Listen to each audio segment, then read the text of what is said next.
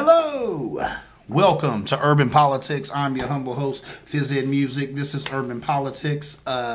Welcome. This is a Sunday afternoon. Tons of politics to talk about today. But before I get into that, let me do some housekeeping type stuff. Usually I always tell you if you have pushback or whatever for anything that I say, you can hit me up at Phys Ed Music. Now that's my personal email. You can still hit that up. But guess what? If you got pushback, you leave it right here after the video. Ain't no need to be sending you to that email address. I mean, that's cool and all. But if you got pushback, you know what I'm saying? Don't wait. Do it right after the video right here. Hopefully you can be giving that pushback while you're liking and subscribing to my channel. Alrighty then. Let me get right into it like a car and drive because there is all types of tasty politics for us to feast on today. You know what I'm saying? So I hope you brought your appetite. Check me out. Let's talk about the census. That's a huge deal. Now, the census, we only do it every 10 years, right? And they said that Caucasian numbers have fallen for the first time since 1790. That's interesting. 23 million people identify as POCs, or people of color. The numbers for the past 20 years or two censuses ago. That's what these are. You know what I'm saying? When I took these numbers, I went ahead and went about two censuses back or 20 years back for these numbers. People who identify as Hispanic grew about 20%. That's a lot. Asians, their numbers went up from 3.6% to 5.9% of the population. The news claims that this is good news for Democrats. So when you see a lot of mainstream media, they'll say stuff like that. Oh, these growing minority demographics. Oh, this is good for Democrats. And I'm like, maybe not. Once again, all people of color, all black people, all Asian people, all Spanish people, all whatever people are not monoliths. So some of these people are conservative, some of these people are Democrat, some of these people are independents, some of these people could care less about politics and won't vote at all and won't get involved, have a zillion other things to do that's better than this. So they got to take that into account, but they don't. And media is all about hype.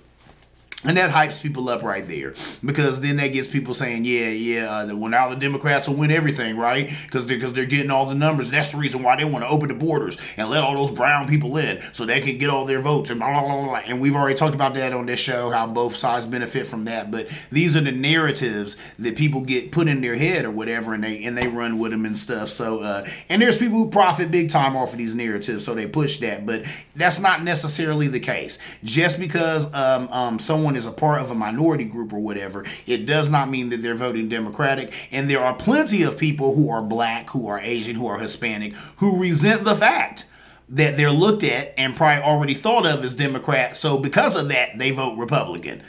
I know that to be true too. I've talked to them. Some of them are my friends. So that's what's up with that. So the media needs to watch their steps sometimes when they say things like that. They were saying that, the question is, so should white people feel upset because their numbers are decreasing, or maybe be happy about the diversity in America? I guess that goes both ways, and there's going to be people who are on both sides. How about this? There's going to be people who hear some of this census news and their outward opinion be, oh, this is great. Oh, America, the land of diversity, the melting pot, and we're just becoming more diverse, and that's a beautiful thing. In their heart of hearts, they're scared to death. I'm white, and there ain't gonna be a lot more. There ain't gonna be as many white people as there used to be. Or everywhere I go, I might not only see white faces. And that could be jarring. I get it, believe it or not, honestly, even though, not the case with me. I can understand how a person will be like, oh, this is new. It is new. But guess what? Change is good. And it's not a bad thing. It just means that America is changing, okay? It just means that America always talked about being the melting pot. It has done a lot of melting around here, but when you melt anything with brown, it usually ends up being brown. So, been a lot of that going here. I love America. I love the diversity of America. So whenever there's something added to that diversity, which obviously, these numbers are saying that diversity is growing in America.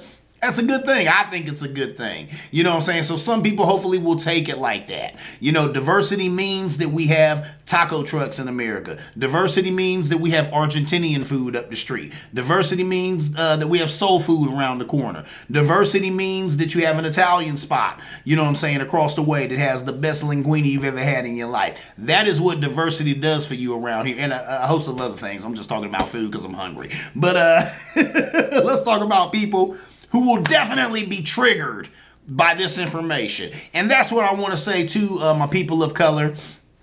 Walk softly, but you know what I'm saying, always be vigilant, be looking, be checking out, because you know what I'm saying, there's going to be some people that are triggered by this, and I you know what I'm saying, we don't know what it could cause them to do. A lot of you Karens, you know, those ladies who want to call the police on black people for just trying to live their lives, them ladies are going to be triggered. Probably going to be a lot more of that crap going on. The alt-right, they're going to be triggered. White supremacists will be triggered. Neo-Nazis will be triggered. All of that stuff. They'll be extremely triggered by these numbers, because the whole thing with them is about numbers. Now, back in the day, me and my father used to talk politics, and he always told me that. He said, Eddie, it's always about the numbers. I said, yeah, because a lot of Asian Americans always talk about how they don't have representation. He said, yeah, because they haven't had the numbers. I said, but now they have a little bit more representation. You see people talking about them. He said, yeah, because their numbers have grown. It's all about the numbers. True indeed. And that's what it is. It's all about these numbers. But also with that, a lot of these people, they have fear and that is stoked by certain entities on the right. It is what it is. You know what I'm saying? And that's how that goes, you know? So they're, you know what I'm saying? They're scared of that. They're scared of their numbers dwindling, when really this is not a race or a game or a competition at all. This is just the face of America changing. This is America doing what America does. That is what it is, right? All right, and guess what? Another thing you're going to see on the uptick is abortion legislation.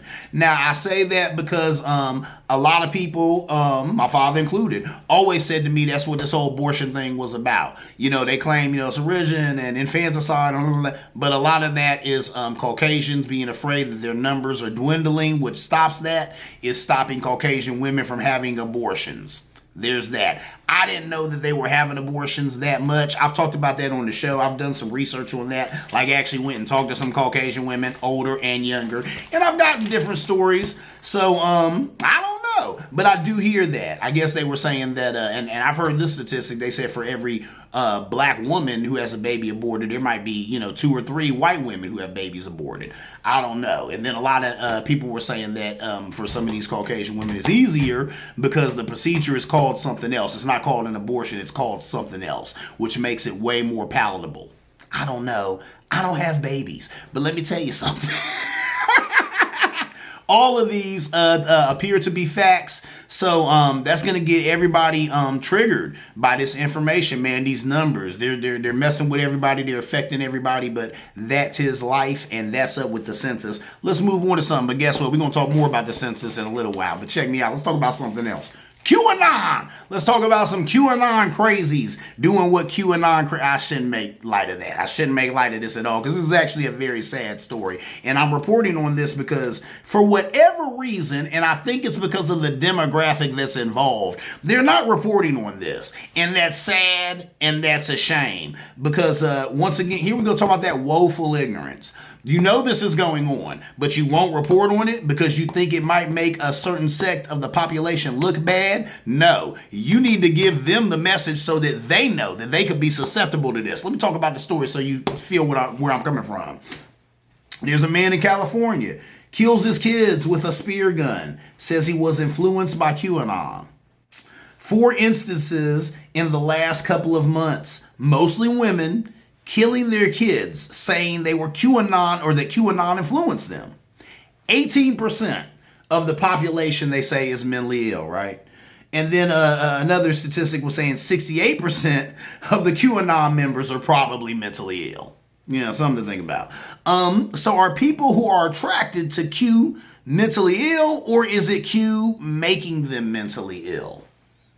I don't know. You know what I'm saying? Did the person, you know what? I'm sure that some of these people had problems before they, discovered this thing called QAnon. And now that they've went down that rabbit hole and just bought into the story or whatever, they're sold and that's just it. They've signed the ticket, they're taking the ride, and that's just it. Wherever the ride goes, they're on it. So whether, when it crashes into a wall, they'll be right there still screaming that, Trump is our savior. So what do you want? It is what it is. It's sad that it's come to that. It's ridiculous. So here we got a guy who kills, I think this guy, he had like 2 kids and he killed them with a spear gun. What? Influenced by QAnon. And then I'm like, hold up. Isn't QAnon the conspiracy that was telling people on the right that there were people on the left, like Hillary Clinton and stuff like that, who were sex trafficking and I think eating babies and stuff like that? And I've reported on the show plenty of times about it. So the stories, I know the story too, but it's interesting how they would claim that, people on the left are the ones coming after babies and wanting to harm children. But then you have these people killing their kids and saying they were influenced by QAnon. So this whole thing is a messy. It's real messy. Something needs to be done about this. More reporting should be done on this. I think there's not a lot of reporting on it because these are white people who this is going on with. And I think a lot of news outlets or maybe people kind of feel like this is a bad look. It is what it is. You know what I'm saying? And I say that because most of the people involved with Q tend to be white people, right? So they're like, we don't want to put this information out there that Q may be making people kill their kids because then that makes it look like Caucasian or white people are killing their kids, and that's crazy, and we don't like that look. Come on, man, get off of that. This right here is in the interest of public health. I'm sorry, it just is. If there's something out there that might be making people off their children, that needs to be news. Why are people not talking about that more? So there's that. So something needs to be done about that, but that really scares me. I don't like hearing stories like that because, and as you know from watching this show, I'm all about kids. In my real life, that's what I do. I work with autistic kids, so I'm always about the children. I've worked with children for 30 plus years. All of my adult career has been dedicated to the youth. So I'm all about kids. I'm all about children. I'm all about, wanting to see the next generation do well, as Ed Schultz says. And this is not helping that at all. So hopefully I start to see some more reporting on that. And, keep watching Urban Politics. I'm going to keep up on that and let you know what's going on with this. Let's go back to the census, right? Because men lie and women lie, but the numbers, they don't lie, right? So more census stuff. They said census info showed that Democratic ran cities produce more money. Growth since 2010 has been in Democratic strongholds. All 10 of the top 10 cities grew by 9%.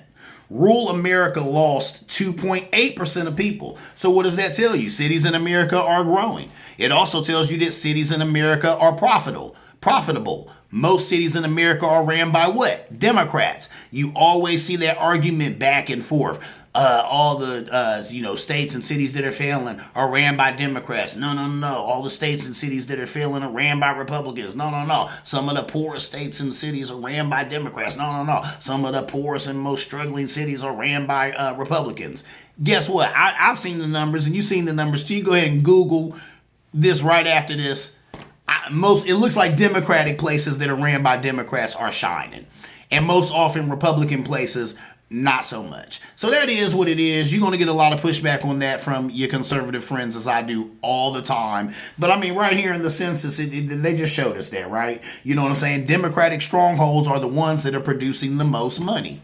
No reason to lie about that, man. The numbers don't lie. It's right there. So you can go check that out on the census for yourself, Mr. Conservative. All right. Anyway, moving on. Here's what all of this means, right? America is changing. It no longer looks like the Republican coalition of 20 years ago. And that is so true. They have to change their messaging. They have to do something because they're going to go the way of the 8-track. Yeah. They're going to be going. They're going to go the way of, I was about to say the record player, but there's still some true DJs out there who still spin with wax. So I can't say that. They'll go the way of the dodo bird. They will go the way of anything else that isn't here anymore. There will not be a Republican Party. They will cease to exist if they don't get hip to the fact that things have changed. when I was watching the show, you know what I'm saying? I was watching this on, I think, CNN, and the guy was talking about this, and he was talking about how, really there's all these positive things about cities, right, that I just talked about. And then you got Trump running around preaching that our cities are hellholes. Well, that equals bad politics. Why do you keep saying that? And why do you keep alienating yourself from city folk? You need those votes. And see, that's the thing. All money is green and all votes count. Now, that's just a fact of the matter, right? A friend of mine, and he watches the show. He's one of my best friends. It's my dude. His father, and he'll know, who he is when I talk about the story. His father, while we were coming up, owned hair stores, right? And when I was younger, I asked him, you know what I'm saying? I said, I almost said his last name. I said, sir, you know what I'm saying? What would you do differently if you could do something differently? And he said, Edward. He used to always call me Edward. He's Edward. He said, I shouldn't have went into hair. And I said, why? Because that's what they had hair stores. They owned hair stores. So I said, why do you say that? It sounds like a good business. It sounds something going to be lucrative. He said, well, hair is kind of ethnic. Because, black people have a greater hair, white people have a greater hair. He said, you want to get into something that everybody needs because all money is green. So you want to be getting money from everybody. You don't want to just be getting money from one sect of the population. And that's what it is with this political thing right here. You know what I'm saying? You have a message. You're trying to make your message what? Broad. You want your message to reach everybody, right? You want a huge coalition. You want to bring everybody together. That's why I tell people all the time, Bill Clinton, he ain't no angel. Ain't no halos on the man's head. But he was a masterful politician. He's probably one of the most skilled politicians I've ever seen in my life. But that is because this man knew how to bring people together. Now, he had his other issues. Yeah. But he knew how to bring people together, and he also was the man who also said that you had to have a bad memory in politics because he said you got to forget all the bad stuff this guy just said about you 10 minutes ago. And that is true. In politics, you got to be able to put your arm around this guy and take a picture with your thumb up and he just ran you through the mud 10 minutes ago. That is politics. But Bill Clinton had that, and that's what you want to do. You know what I'm saying? You want to be able to be broad like that. You don't want to alienate yourself. All money is green, all votes count. That just is what it is. You know what I'm saying? So you got to be mindful of that, especially in politics. And it seems that the Republican Party has kind of lost that. I think some of that comes because, they're turned on by that huge base that Trump got this last go around. But they need to get hip also to the fact that there's a lot of people who didn't even vote last time. And they might vote this next time because politics has only gotten more popular in these last years. Like I said, there's people who talk to me about politics now. I've been checking this thing out and being in the know probably since I was 10, 11 years old. This brother ain't never said 2 words to me about politics. Now that guy, as soon as I walk in the door, he got something to say about, Biden or the Trump administration or something else that's going on. So, you know what I'm saying? This stuff has been popularized, so they better get hip to that. People are watching, so there's a lot of votes out there that y'all still could get, but y'all got to change this message, man. And y'all got to get off of this racist coattails, man. Leave Trump alone. He's not helping y'all. All right, anyway, that's enough of an independent helping out Republicans. Let me move on. And let's talk about some other Republicans that's really tripping. DeSantis and other Republicans willing to let people die to own the libs. I guess that's what they're doing, So here they are, not going to wear masks, going against mask mandates because they're going to own the libs. While 600,000 plus Americans have died, they're owning the libs. Is that what you're doing at the cost of life? Anyway, DeSantis also wants to garner favor with Trump. That's another reason doing all this. So much that he's threatened to withhold federal funds from schools who try to mandate masks. Now that's ridiculous. So people like, time out. The kids are being sent back to school. We're going back to school. Okay, that's what's up. Can we at least protect ourselves? Now you want to strip us of federal funding because all we're trying to do is protect ourselves and the children? DeSantis ought to be ashamed of himself. That's ridiculous. 1 in 5 cases in Florida are fatal. Only places where there's more COVID, they said, is Louisiana and Botswana. That's interesting. 1 in 4 hospital beds has a COVID patient in it. There's been an uptick in child cases.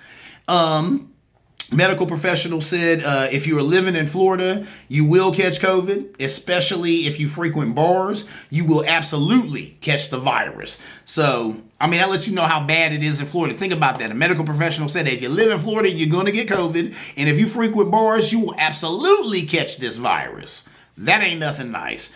DeSantis and Republican governors all over have been saying people will have to just tolerate this virus or learn to live with it.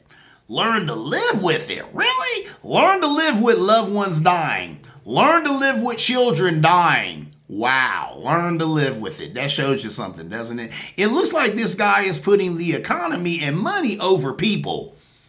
Where have I heard that before? Probably from myself. I talk about it all the time. Money over people. That's a problem in this country, you know? It's the problem with capitalism. Anyway, moving on. The White House says that funds from the initial COVID relief bill could be used to pay teachers if need be. So that's the thing that the speaker for the White House was saying. She was saying that when they had brought that up, like, you know, what is your answer to DeSantis when he says that I'll pull federal funding away from schools or whatever who, you know what I'm saying, who want to put in their own mask mandates or whatever. She was saying that money from that COVID relief bill can be used to pay those teachers. So if he pulled that federal funding, you could take money from that to pay these people just trying to protect themselves and protect the kids. So that's good to hear, you know. And they were saying if Florida was another country, they would probably have to ban travel to and from it because it's ridiculous.